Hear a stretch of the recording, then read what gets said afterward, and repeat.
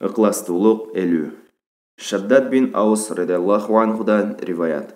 Расулулла саллаллаху алейхи вассалам айтат: Ким намазды эл көрсүн мактануу үчүн окуса, ал ширк кылды.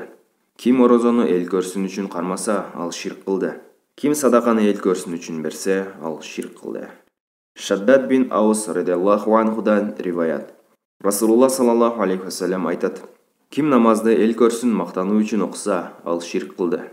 Ким орозону эл көрсүн үчүн кармаса, ал ширк кылды. Ким садаканы эл көрсүн үчүн берсе, ал ширк кылды. Шаддад бин Аус радиаллаху анхудан риваят. Расулулла саллаллаху алейхи вассалам айтат: Ким намазды эл көрсүн мактануу үчүн окуса, ал ширк кылды. Ким орозону эл көрсүн үчүн кармаса, ал ширк кылды. Ким садаканы эл көрсүн үчүн берсе, ал ширк кылды. Муснат Ахмад. Пайдасы. Бул дегени амалды ким үчүн кылган болсо, ошону Аллага шерик кылган болот.